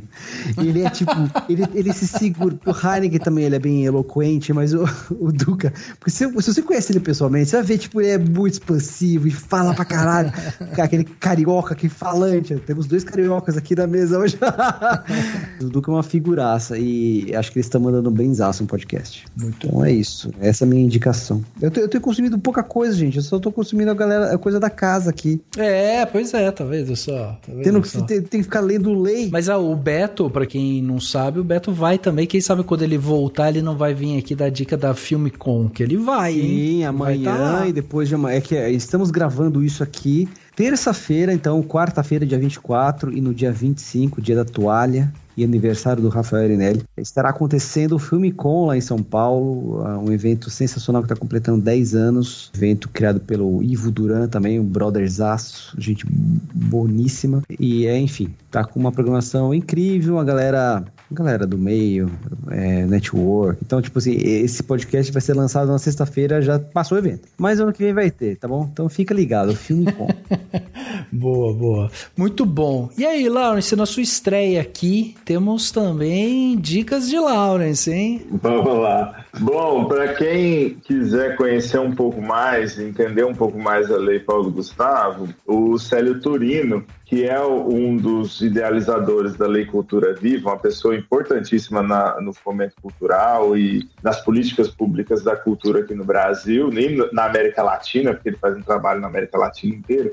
Ele escreveu um artigo chamado Uma Carta às Gestoras, Gestores e ao Povo da Cultura. Está na Mídia Ninja, está na revista Fórum, e aí ali ele vai explicar um pouco melhor e fazer algumas considerações importantes sobre a Lei Paulo Gustavo, inclusive sobre a regulamentação dela, porque ela tira uma verba ali para poder se autorregular, então é uma coisa que é um pouco mais complicada. Então, assim, seria legal se a galera que está mais interessada em conhecer um pouco melhor a Lei Paulo Gustavo desse uma lida nesse artigo. Para quem quer conhecer um pouco melhor sobre política cultural, dá uma pesquisada no marco regulatório do fomento cultural, que é um negócio que vai revolucionar o fomento cultural de verdade. Assim, é uma lei que foi escrita por uma deputada de Minas Gerais, do PSOL, eu não lembro agora exatamente o nome dela, mas assim, é um negócio que é muito impressionante mesmo, vai tirar o fomento cultural da Lei 8666, que é a lei de licitação, que é um problemaço. Então, assim, quem quiser entender um pouco melhor como vai ser o futuro do fomento cultural é por essa lei.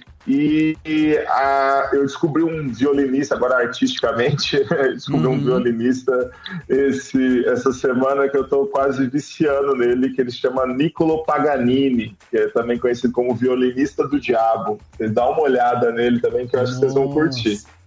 Que demais, que demais. Isso que você estava falando, Laurence, do marco regulatório do fomento cultural, onde que as pessoas podem procurar para ler um pouco sobre isso? Tem o site da própria Câmara, né? Que já fala que já é alguma coisa que já tem, e tem um site específico, Marco da Cultura e tal, mas eu leria pela da Câmara mesmo, né? E tem algumas coisas, já alguns vídeos também no YouTube, né? Então, esse marco regulatório ele foi aprovado, já teve uma audiência pública sobre ele, junto com a Paulo Gustavo já.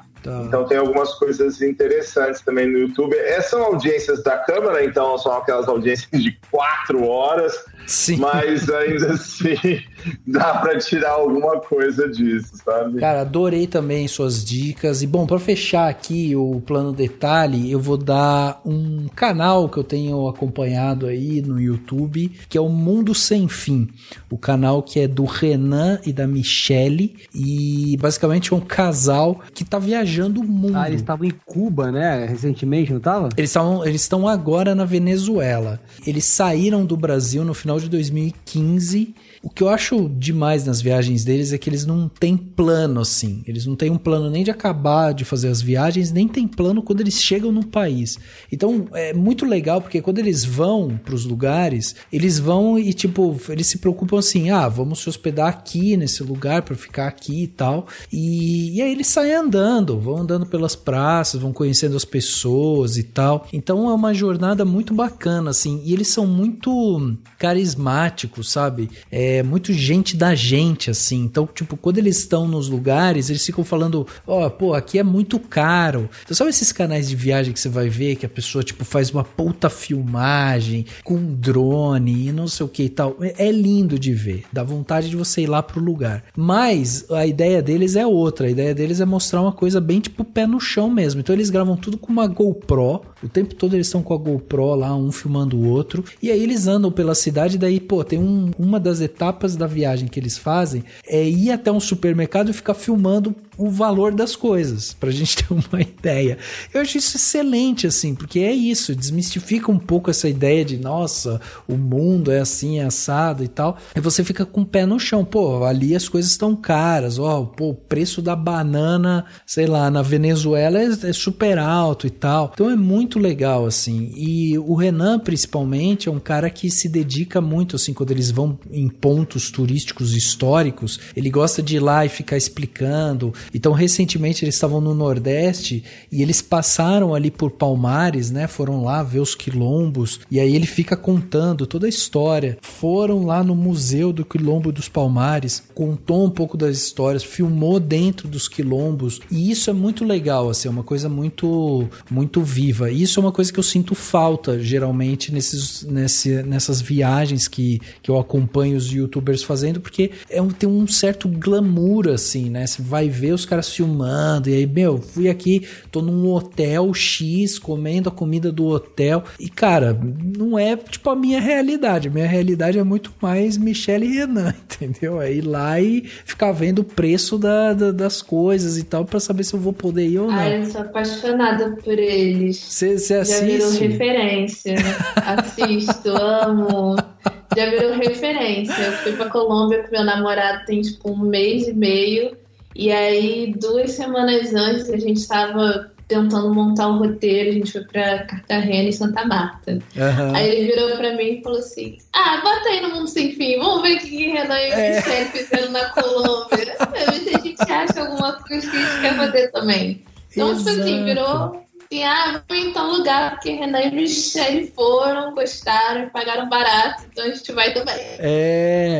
Não, e tem essa coisa, né, Má, de tipo, eles vão e daí eles chegam lá e tipo, vamos andar aqui, eles tipo planejam, vamos no museu tal. Às vezes eles chegam no museu lá e falam, o museu fechou. Tipo, porque eles não planejaram, compraram um pouco antes e tal. Exatamente. E eu gosto que eles, tipo, dão a cara do lugar, assim, sem querer fazer críticas negativas, né? Tipo, estão na Venezuela agora.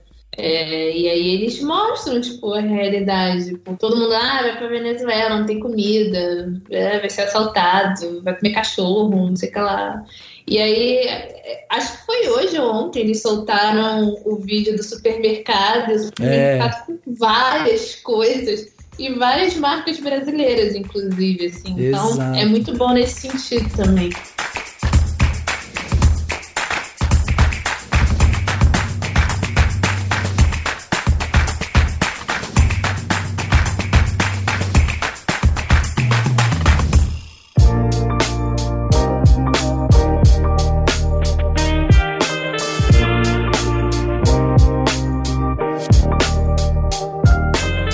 Chegando aqui no final do podcast Cinemação 508, batemos esse papo aqui sensacional sobre a Lei Paulo Gustavo, né? Espero que você que esteja ouvindo aí tenha ficado mais claro como essa lei vai funcionar, como ela pode impactar a cultura, né? Então, essa era a nossa intenção, tentar mastigar as informações, tentar trazer, explicar para vocês aí para que a gente não caia de novo naquela coisa, como aconteceu com a Lei Rouanet, que é uma lei tão importante para a cultura brasileira, mas que às vezes acaba, né, sendo distorcida aí, principalmente por quem tem muita maldade aí, quer acabar influenciando outras pessoas com muita mentira e tudo mais. E aí é isso que a gente tem que fazer, tem que chegar, entender a lei, ler a lei, participar das audiências públicas. E eu só tenho que agradecer aqui, então eu queria começar agradecendo o Lawrence, que está aqui na sua estreia no Cinemação. Lawrence, muito obrigado pela sua participação aqui com a gente, por ter doado o seu tempo, ter vindo aqui em cima da hora. O Lawrence foi chamado em cima da hora, falou, eu topo.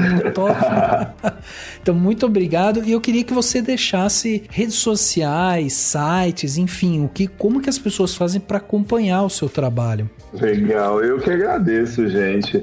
Que seja a primeira de muitas vezes. Boa, vai ser. Dá os parabéns pra vocês também, porque é 508. Tudo que você faz, qualquer coisa que você fizer 508 vezes, você é um guerreiro, velho.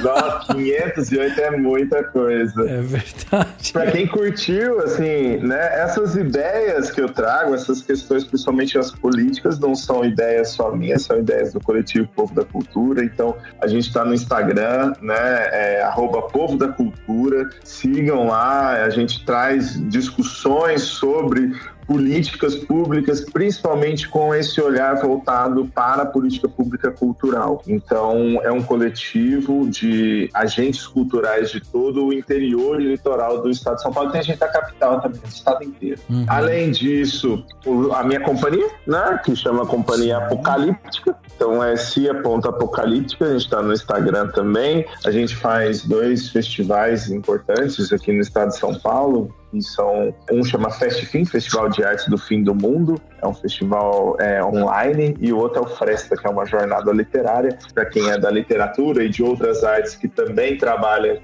tem interseções com a literatura. A gente vai abrir inscrições logo, então já fica de olho já. Sensacional. E as minhas pessoais, Laurence W. Garcia, então também estão no Instagram. Boa, tá no Instagram, muito bem. E eu também tenho que agradecer aqui a Marina, que tá aqui com a gente mais uma vez. A Má, foi a minha consultora no podcast 500, marcante aqui pra gente. A Má foi minha consultora aqui no meu filme fictício. E foi a Má que me ajudou a captar o recurso para aquele filme que não existe, aí sim existir na não existência dele. Foi demais, viu, Má? Pois é, mas tem potencial, né? Eu te falei pra você escrever esse roteiro. Pois é, tem Bora, potencial. aproveita Paulo Gustavo aí, vambora. É verdade, Tá bom, olha beleza. aí. Olha aí, Bota o teu acabou. roteiro aí. Eu que agradeço mais uma vez o convite, adoro sempre gravar no Cinemação, sempre tiro um tempo. Essa semana tô super cansada de trabalho, mas se é convite do Cinemação, eu arrumo tempo, não desculpa. Ai, é aquela coisa, né? Quem quer arranja tempo, quem não quer enrola. É isso. Nem os jovens falam, é meio assim.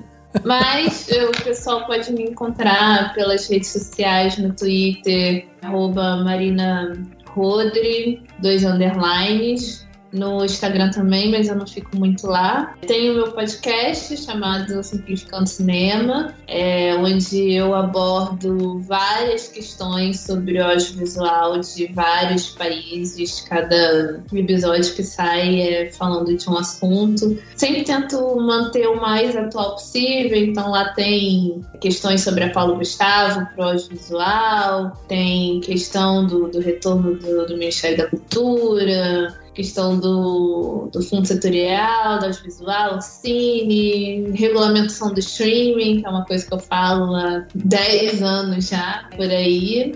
E todo sábado também tem uma newsletter que sai pela Substack, que é Simplificando Cinema, que é o nome, onde é focado somente no mercado audiovisual latino, né? Então a gente seleciona ali umas 4, 5 notícias da semana, então é sempre um resumo da semana, o que aconteceu no continente, no audiovisual latino, e aí a gente coloca lá, sempre tem uma notícia de destaque, umas outras, e tem uma coluna no meio da newsletter que é sobre indicação de filmes de várias regiões diferentes da América Latina, que é escrito pelo Ângelo Corte, que é o menino que faz o Twitter do Cine Livre latino-americano. Então ele só fala sobre a América Latina também, e aí ele escreve essa coluna assim, cada sábado é um país diferente, né? A última edição foi filmes da Guatemala. Então é uma newsletter assim bem completa assim que eu comecei a fazer, que eu gosto bastante. É bom porque aproxima a gente da realidade da América Latina, né? A gente não fica tanto, nossa, mas na Europa está acontecendo isso, assim, assado, né? Mas a gente acaba percebendo mais as coisas aqui perto da gente, assim, que é mais a nossa realidade, que a gente consegue, às vezes, extrair bem mais coisas, assim, para as nossas próprias legislações. Então é de graça, é só se inscrever lá com e-mail e você recebe todo sábado pela manhã a newsletter no seu e-mail. Que demais, que demais. E conseguimos tornar a Marina uma podcaster, hein, Má? Essa semana, inclusive, sai episódio novo. E eu tenho que gravar ainda não gravei, mas gravarei. Não, e a Má de microfone já, o áudio dela tá agora ó. Tem até um microfone microfone profissional. Os primeiros episódios o áudio tá muito feio, assim, mas os últimos a qualidade tá boa. Pois é. Quando a Má chegou aqui, ela nem pensava em ser podcaster. A gente foi seduzindo ela aos poucos. Exatamente. Que demais, Má. Obrigado de novo, mais uma vez. E é isso, Betinho, obrigado também pela sua participação aqui. Nunca na história desse podcast o Beto participou tantas vezes em um mesmo ano de um Cinemação e ele agora... Mesmo? 3 vezes assim, tipo, em 4 meses. Nossa! É uma participação incrível. Isso só mostra que você ainda mantém seu carisma sempre em alta. Mas, viu, traz pra gente também contatos, redes sociais, o que mais que as pessoas podem ver, inclusive pra ver o que você tá produzindo aí. Sim. Muito obrigado pelo convite novamente, é sempre um prazer. Muito prazer, Marina e Lawrence, foi um papo bem legal. Pra me seguir lá, tem o Instagram da produtora, que é @42filmes. Você acha lá também no LinkedIn. Para as pessoas que gostam de LinkedIn, Facebook, para as pessoas que ainda usam Facebook. Para site, para quem ainda vê site. O site tá 42filmes.com.br. E tem meu pessoal, que é Beto Padreca, tudo junto. E tem do meu querido projeto, que eu ainda não larguei o osso, que tá lá, o canal Violos Fritos, o canal de culinária com a pegada nerd, que quem sabe eu volto. É isso, gente. É isso. Vamos criar um movimento Volta Beto. Hashtag Volta Beto. Voltará. Será retumbante. Isso aí, gente. Isso aí. Demais. É isso, se você gostou desse papo aqui, né, lembre-se de nos seguir no Spotify, assinar na Apple Podcast, se inscrever no Google Podcast ou no Castbox, além de favoritar no Deezer. Dessa forma, você garante que vai receber todos os episódios assim que eles saírem, né? Você vai receber uma notificação e vai poder ouvir o episódio assim que ele sair. Não só aqui o Cinemação, mas também como o Segundo Corte, né, que a gente mencionou aqui, que é outro podcast aqui da casa, que tá no mesmo feed. Então você assina uma vez só e vai receber 2 programas. Olha que maravilha. Você pode enviar seu comentário também, suas dúvidas, quer saber mais sobre a Lei Rouanet? Vou encaminhar suas perguntas aqui pro pessoal e você pode fazer isso através das nossas redes sociais, procurando sempre por Cinemação, sem o cedilha, sem o tio, né? Cinemacal, e aí você vai encontrar a gente, ou também pelo nosso e-mail, contato@cinemação.com. Se puder, contribua com o nosso canal, tornando-se um apoiador através do valor de um cafezinho, você já vai ajudar demais. O link para apoiar está no post desse podcast. Vai lá, seja um apoiador. O podcast Cinemação 508 fica por aqui e a gente se vê no próximo.